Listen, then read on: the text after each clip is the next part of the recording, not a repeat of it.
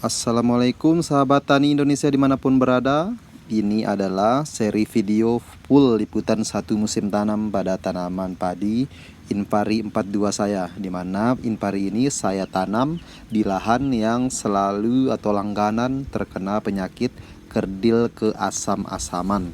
Nah, untuk teman-teman yang punya lahan seperti lahan saya selalu terkena namanya penyakit kerdil keasam-asaman atau padi merah, boleh mengikuti video atau serial video ini sampai dengan musim berakhir.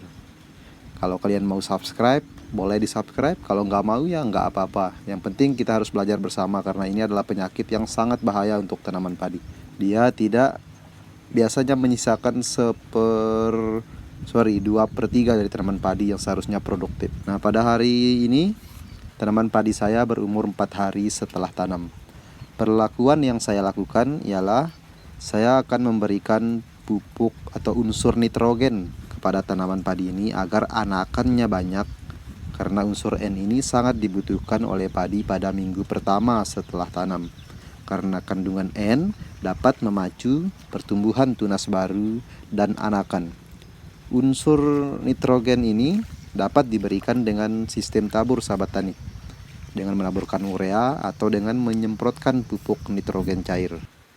Ada banyak pilihan merek nitrogen cair yang mengandung N tinggi ya di pasaran, seperti Gandasil D, bukan Gandasil B, Gandasil D, dan pupuk 2006 juga itu adalah pupuk yang mengandung nitrogen.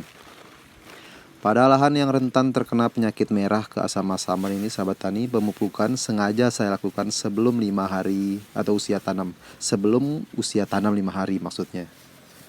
Pemupukan ini dengan jumlah yang tidak terlalu banyak, kurang lebih 15-20 kg per hektar.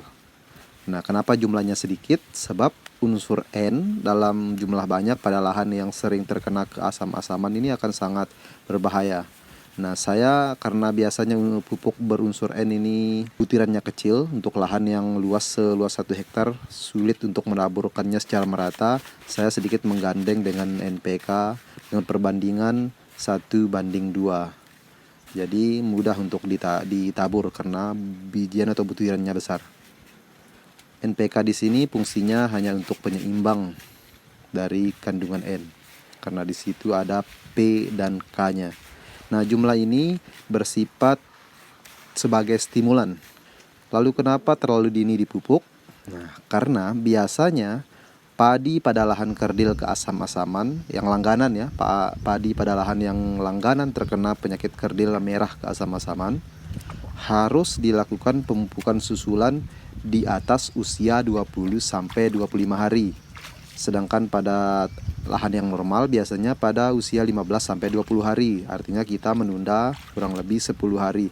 Itulah gunanya kita memupuk di awal sehingga rentan waktu padi menunggu pupuk atau asupan pupuk tidak terlalu lama. Nah, sahabat tani, seperti saya sebutkan tadi, sengaja diberi sebagai stimulan di awal karena dia tidak boleh terlalu lama menunggu nanti di usia 20-25 hari untuk pemupukan susulan.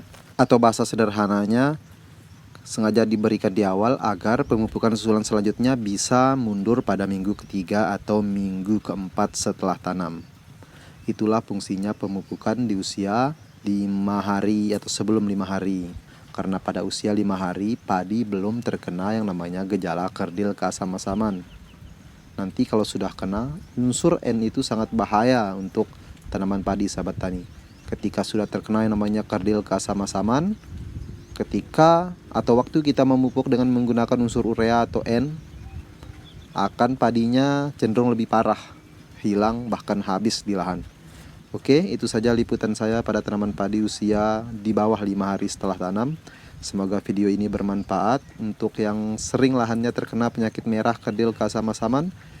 Boleh kita belajar bersama di sini atau tanya-tanya, kita berbagi pengalaman. Saya juga berbagi pengalaman karena lahan saya adalah langganan terjadi yang namanya penyakit kerdil keasam-asaman. Demikian video ini dan salam satu lumpur.